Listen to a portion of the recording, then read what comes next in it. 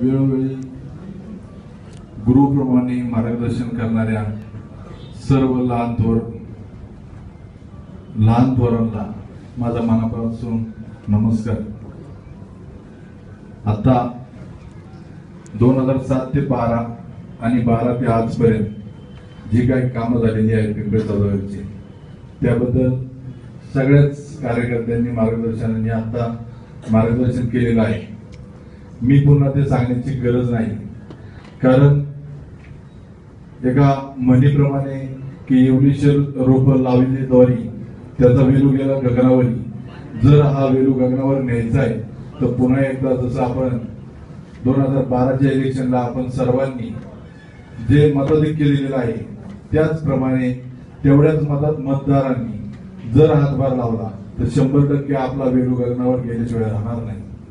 पुन्हा एकदा मी आपल्याला सांगू इच्छितो की हे जे इलेक्शन डिक्लेअर झालेलं आहे 2014 विधानसभा, आपण पाहत असत 2014 विधानसभेमध्ये आपला हा जो मतदारसंघ आहे, हा मतदारसंघ आहे जवळजवळ 4,85,000 आणि आपण एकंदरीत पाहिलं तर पिंपरी चौदागर हा वार्ड जवळजवळ 45,000 मतदारसंघाचा आहे। राटणी 35,000 आहे, काळेवाडी राटणी पिंपरी चौदागर जर पाहिलं तर 1.5 लाख मतदार आपल्या या परिसरामध्ये राहतोय। आणि आपण जी पिंपरी चौदागरची डेव्हलपमेंट केलेली आहे आणि ही डेव्हलपमेंट आजूबाजूची गावं नेहमी येता जाता पाहतात। आपण जरी राटणीवरून निघालो आणि पिंपरी चौदागर राटणी चौकामध्ये आलो तरी आपल्याला फरक जाणवतो। तो फरक असा जाणवतो की झालेली डेव्हलपमेंट।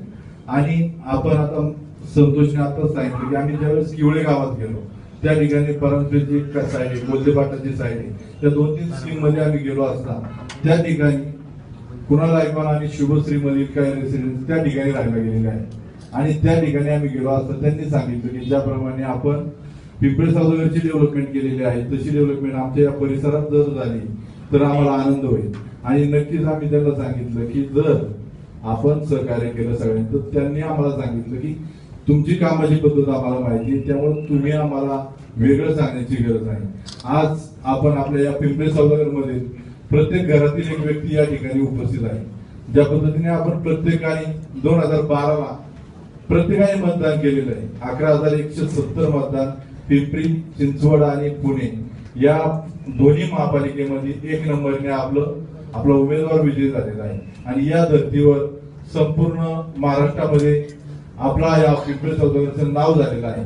आपल्या या परिसरामध्ये देशातील कानाकोपऱ्यातील लोक राहिला आहे आणि या पिंपरी चौदागरचं